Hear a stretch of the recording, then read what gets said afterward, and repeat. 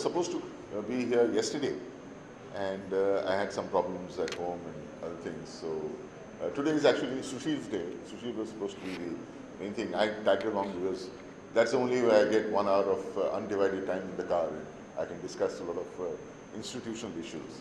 But having come here, I'm very happy and I'm very impressed with the kind of infrastructure that's been created, sharing with Sharadji that kind of problems that are there generic to our industry. And of course, some people handle it well, some people don't handle it well.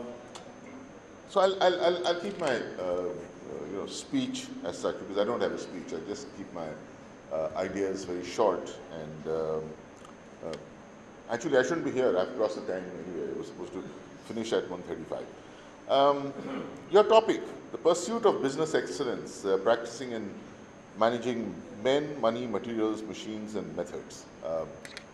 Let me repeat the question. I think, Sharan Saab, you asked this question, or Sushil, you asked this question.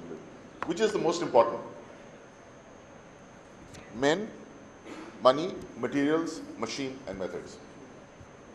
Out of the 5, which do you think is most important? Men. Any other idea? What do you do with a high-tech industry which doesn't really need men? It's completely automated. It's robotics. Some of our Japanese firms have these high-tech industries. Men, are they important? Yes, they are important, because till you have the men on position, you can't do anything about it. Money, is it important? Definitely. I'm a student of economics, so I know definitely that money is very, very important. Without money, no business is going to run, be it a IIM or be it a NGO like Seva. Money is what greases the wheel of commerce. Is material important? Definitely. In our industry, we talk about material as the course books or the lecture slides, etc., etc.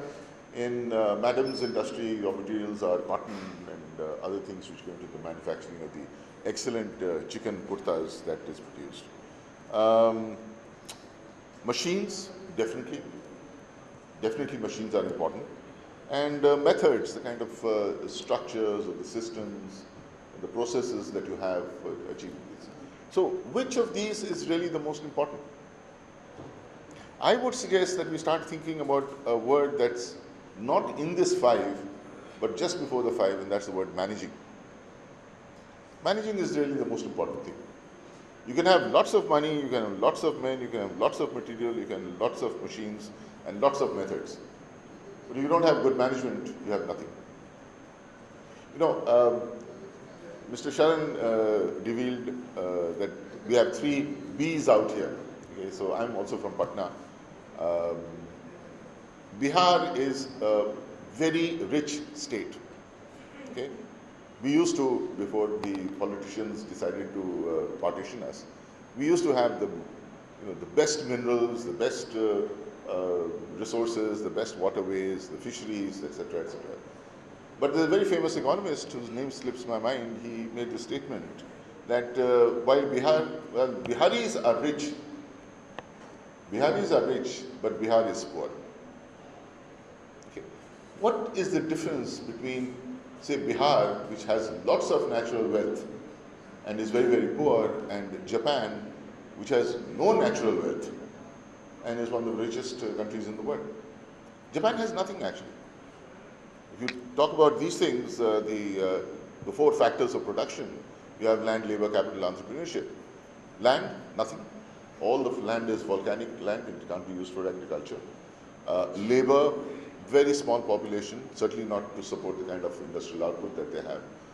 Capital, post-World War II, they were really broke, but yet they managed to come back and raise a lot of money. And entrepreneurship, well, they have a little bit of entrepreneurship. In Bihar, on the other hand, you have lots of land, lots of rich agricultural land. The whole Indo-Gangetic plain that cuts through Bihar and UP is one of the richest fertile areas that you've got probably in the world. Labor, kind of indisciplined, kind of lazy, But the minute you take them out of Bihar, they suddenly start becoming very efficient. Okay? The entire National Health Service of UK is manned by Indian doctors, and of those Indian doctors, most of them are from Bihar. Okay? So somehow something happens. They get out of the Sattu culture, and suddenly they start functioning, whether it's in Delhi or whether it's in Lucknow or whether it's in London or anywhere in the world. Land, labor, capital, you have a lot of wealth. The wealth is very, very carefully hidden. So you may not see too many marble houses in Patna, but you'll definitely see a lot of BMWs and a lot of cars. For a while I was the dean at IIM Raipur. Raipur is the capital of Chhattisgarh, not very well known, certainly not very well developed. But I was staying in this colony called Walford. Anybody from Raipur? Okay. Yeah. Okay. So I was staying in this colony called Walford Enclave, and it was quite upmarket with decent rents. Some of us from the IIM had taken up flats there because the campus was still being constructed.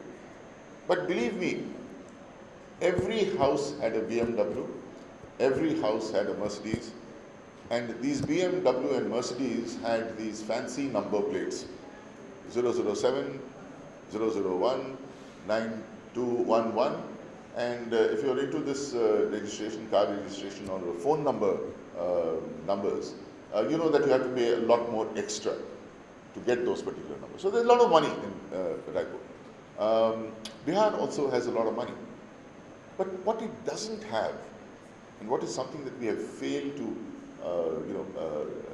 develop, is the kind of management skills. Entrepreneurship. There's not one single indigenous industry in Bihar which is doing well, which is run by Biharis. Okay? That's a big problem.